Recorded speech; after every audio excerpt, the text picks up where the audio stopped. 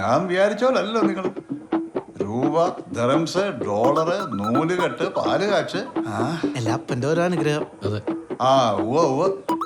ആ പിന്നെ ആ രാംദാസ് ഇവിടെ വന്നിരുന്നു. കല്യാണത്തെ പറ്റി എന്നോട് സംസാരിച്ചു. നിങ്ങളുടെ അപ്പൻ്റെ ആഗ്രഹമായിരുന്നു പള്ളി പെരുന്നാളിന് മുമ്പ് കല്യാണം. പറ്റുമെങ്കിൽ അതെങ്കിലും ഒന്ന് സാധിച്ചു കൊടുക്കുക.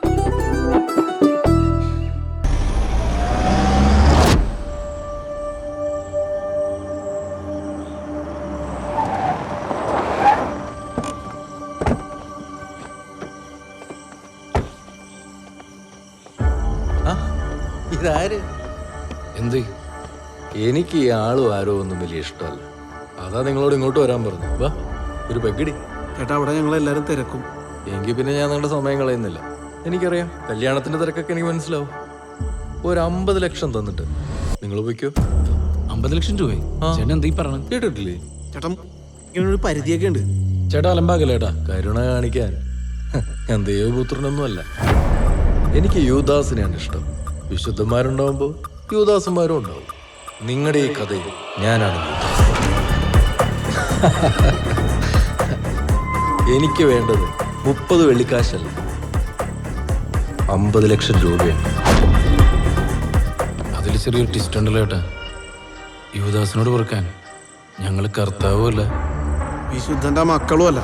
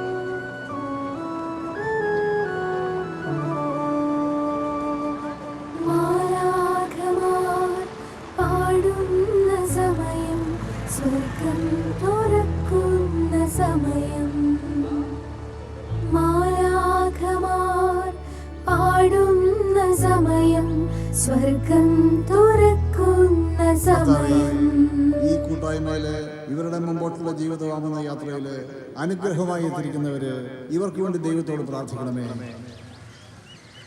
സബാന്റെയും മേരിയുടെയും മക്കളായ ജിജോയെയും ജിൻഡോയെയും കല്യാണം കഴിക്കാൻ സമ്മതമാണോ?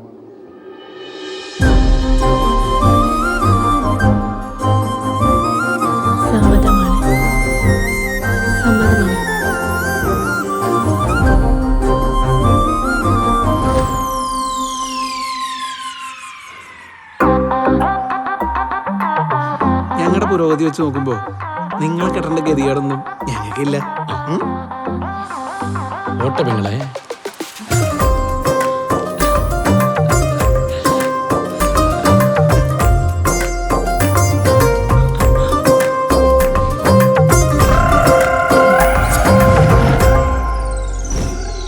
കർത്താവേ, പവിത്രമായ ഈ താലി ശുദ്ധീകരിക്കണമേ. സുഖത്തിലും ദുഃഖത്തിലും സന്തോഷത്തിലും സന്താപത്തിലും ഒരു മനസ്സോടെ കഴിയാൻ ഇവരെ അനുവദിക്കണമേ. നിങ്ങളുടെ പിതാവും അനുഗ്രഹിക്കപ്പെട്ടവനുമായ സബാനോസര മനസ്സിൽ ധ്യാനിച്ച് ഈ താലി അണിയിച്ചാൽ സബാനോസ് വിശുദ്ധനല്ല.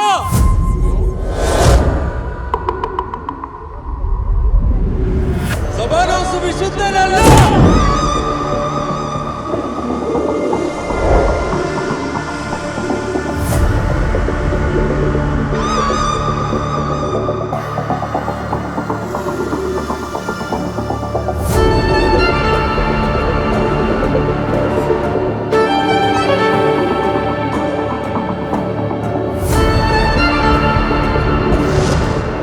സബാനോസ് വിശുദ്ധനല്ല.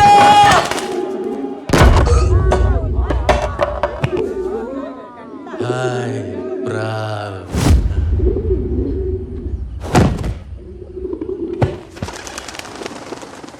വിശുദ്ധനോട് കളിച്ച അങ്ങനെ ഇരിക്കും.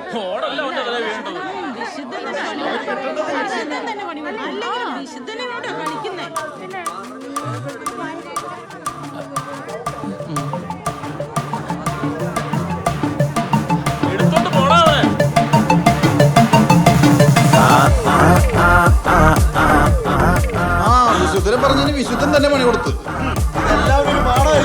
കെട്ടട കെട്ടോ.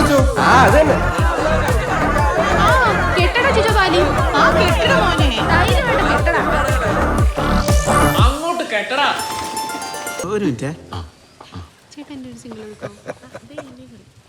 ദൈവാനുഗ്രഹം കൊണ്ട് കാര്യങ്ങളെല്ലാം മംഗളമായിട്ട് നടന്നു. ഇനി പോയി ആ കല്ലറയിൽ പോയി പ്രാർത്ഥിക്ക്. അച്ഛോ, അപ്പന്റെ കല്ലറയിൽ അപ്പനില്ലെന്ന് അച്ഛനും അറിയാം, ഞങ്ങൾക്കും അറിയാം. എടാ, നിങ്ങളുടെ അപ്പൻ ഒരിടത്തും പോയിട്ടില്ല. അമ്മച്ചിയുടെ കൂടെ തന്നെ ഉണ്ട്.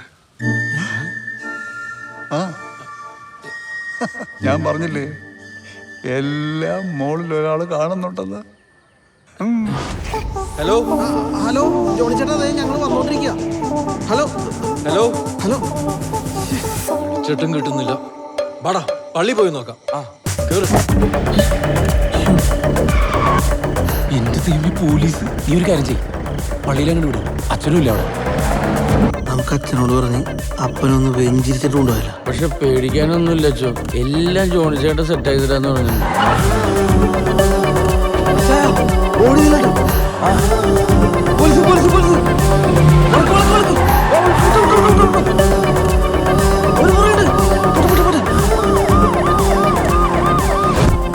എടാ, എന്തോ നടക്കുന്നത് പോകുന്നത് കാണാനില്ല.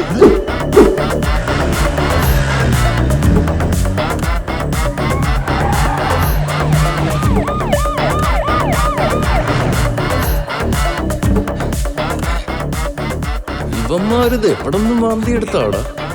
ഏതെങ്കിലും കല്ലറ കുത്തി പൊളിക്കണം. ആണോ? എന്നാ തട്ടിക്കോ, നാളെ ഒന്ന് എടുക്കാം. കൊടുക്കാൻ കറങ്ങി തിരിഞ്ഞ് നിങ്ങളുടെ അപ്പൻ ഭാര്യയുടെ അടുത്ത് തന്നെ എത്തി. എന്നാലും ഞങ്ങളോട് വേണ്ടായിരുന്നു അച്ഛോ. എടാ, അടുത്ത ദിവസം പറയാനിരുന്നതാ. പക്ഷെ ആ കപ്പിയാര് പണി പറ്റിച്ചില്ലേ, കാര്യങ്ങളൊക്കെ കൈവിട്ടുപോയി. എനിക്ക് വാ തുറക്കാൻ പറ്റും.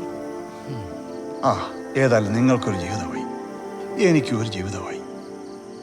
അപ്പനെ ഓർത്ത് വ്യാകുലപ്പെടണ്ടെന്ന് കരുതിയ ഞാൻ നിങ്ങളോടിത് പറഞ്ഞത്.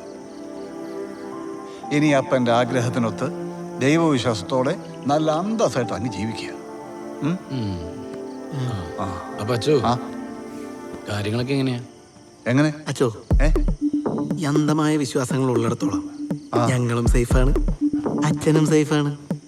അപ്പൊ ഇനി ചെറിയ കളികളില്ല, വലിയ കളികൾ മാത്രം. കർത്താവേ, അനക്കൊണ്ടല്ല വയലോട്ടാണല്ലോ ഞാൻ അവലിസുണ്ട തിരികെ